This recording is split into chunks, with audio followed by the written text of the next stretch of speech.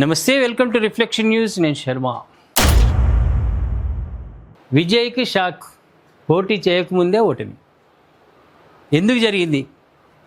ఏ టైంలో అయినా పార్టీ అని ప్రకటించిండో అప్పటి నుంచి షాకుల మీద షాకులు, రోజుకొక షాక్. మొట్టమొదలు పార్టీని ప్రజల్లోకి తీసుకెళ్ళాలి, తన అభిమానుల దగ్గర తీసుకెళ్ళాలని రోడ్ షో చేసిండు. అప్పుడు 40-50 మంది రోడ్ షోలో తొక్కిసలాటలో చనిపోయారు. ఆ తర్వాత భార్య విడాకులు, ఆమె కోర్టుకు పోయింది, కోర్టు మెట్లు ఎక్కుతున్నాడు. ఆ తర్వాత త్రిష ఇష్యూ, అది జరుగుతూనే ఉంది. మళ్ళా పార్టీ జెండా ఏంది, పార్టీ సింబల్ ఏంది, ఏమొస్తుంది అనేది అక్కడ టెన్షను. మళ్ళీ ఢిల్లీ హైకోర్టుకు సంబంధించిన కేసు కూడా ఒకటి నడుస్తున్నది, వాళ్ళు ఎప్పుడు పిలుస్తారో తెలియదు. ఇన్ని సుడిగుండాలలో కొట్టుకుంటున్నటువంటి విజయ్కి ఇప్పుడు తాజాగా వీళ్ళు ప్రజాప్రతినిధులు, ఒకసారి మనం ముక్కు మీద వేలేసుకొని మాట్లాడుకుందాం. ఒక వార్డు మెంబర్ ఒక నామినేషన్ పత్రం వేయాలంటే రకరకాలుగా అన్ని రకాలుగా ఆలోచిస్తాడు. ఎవరెవరు సంతకాలు కావాలి, ఎవరెవరు ఆధార్ కార్డులు కావాలి, ఓటర్ ఐడి కార్డులు ఎవరికి కావాలి, పగడ్బందీగా వార్డు మెంబరు నామినేషన్ వేస్తారు. వీళ్ళు ఇప్పుడు ఎమ్మెల్యేలట, ఎమ్మెల్యే అభ్యర్థులుగా ఈయన ప్రకటించిండు, వాళ్ళు నామినేషన్ వేస్తున్నారు.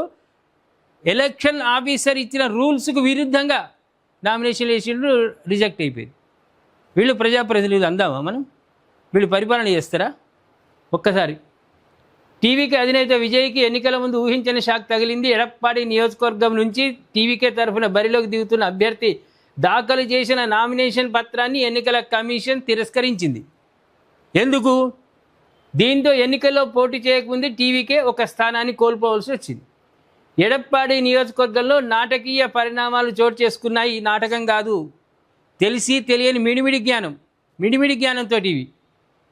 ఎన్నికల కమిషన్ నియమాల ప్రకారం ఎమ్మెల్యే అభ్యర్థిగా పోటీ చేసే అభ్యర్థి నామినేషన్పై 10 మంది ప్రపోజర్ల సంతకాలు ఉండాలి. అందరు తెలుసు, వార్డు మెంబర్ నిద్రమబ్బులు లేపి చెప్తాడు 10 మంది ప్రపోజర్లు సంతకాలు పెట్టాలి. అయితే టీవీకే తరఫున పోటీ చేస్తున్న అరుణ్ కుమార్ అనే అభ్యర్థి నామినేషన్ పత్రాలపై 8 మంది సంతకాలు మాత్రమే ఉండడంతో పత్రాల్ని రిజెక్ట్ చేశారు. ఇది అంతేకాకుండా అతనికి ప్రత్యామ్నాయంగా నామినేషన్ దాఖలు చేసిన మరో అభ్యర్థి నిత్య నామినేషన్ పత్రాలు కూడా 7 అభ్యర్థుల సంతకాలు ఉండడంతో రిజెక్ట్ అయిపోయింది. డమ్మీగా కూడా వాళ్ళు వేస్తారు, ఒకవేళ అది రిజెక్ట్ అయినా ఈ నామినేషన్లన్నా చెల్తాయని. వాడంతే, వాడు కూడా 7. అంటే ఏమన్నట్టు? ఈ జ్ఞానం ఎక్కడొచ్చింది వీళ్ళకు? ట్రైనింగ్, శిక్షణ ఎవరు ఇచ్చిండ్రు, ఏంది ఇది? అయితే ఈ నియోజకవర్గం నుంచి ఏఐఏడీఎంకే అధ్యక్షుడు పళనిస్వామి పోటీ చేస్తున్నారు. అయితే ప్రస్తుతం టీవీకే ఎమ్మెల్యే అభ్యర్థి అరుణ్ కుమార్ ప్రస్తుతం అదృశ్యమైనట్టు పార్టీ వర్గాలు తెలిపాయి. దీంతో వీరి నామినేషన్ రిజెక్ట్ కావడంపై అనుమానాలు వ్యక్తమవుతున్నాయి. ఒకటి తెలిసి తెలియక, రెండోది పళనిస్వామి ఏఐఏడీఎంకే అధ్యక్షుడు.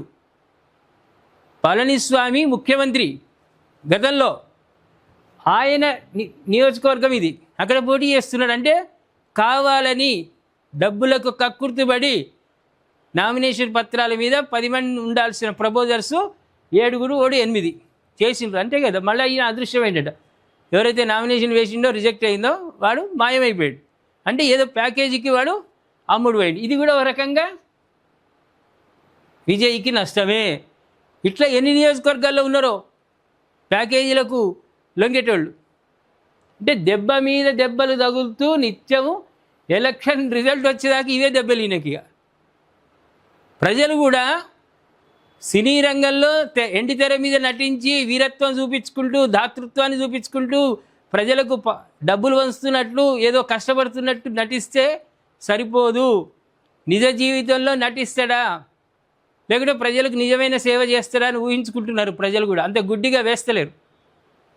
ఈయన పెట్టినటువంటి టైం ఏందో కానీ ఏ పార్టీతో పొత్తు లేదు. అటు డిఎంకే తోటి లేదు, ఏఐడిఎంకే తోటి లేదు, బీజేపీ తోటి లేదు. ఇండివిజువల్గా ఈయన రంగంలోకి దిగిండు. స్వతంత్రంగా నిలబడ్డప్పుడు ఈ దెబ్బలు దాక్కుంటూ ఈయన గెలుస్తాడా? ప్రేక్షకులారా, మీ కామెంట్ రూపంలో తెలియజేయండి. విజయ్ థంపింగ్ మెజార్టీ, భారీ మెజార్టీతో గెలిచి ప్రభుత్వానికి అధిపతిగా అవుతాడా, లేకుంటే ఇక్కడనే షాకుల మీద షాకులే తగులుతాయా? కామెంట్ రూపంలో తెలియజేయండి. సబ్స్క్రైబ్ చేసుకోండి, షేర్ చేయండి.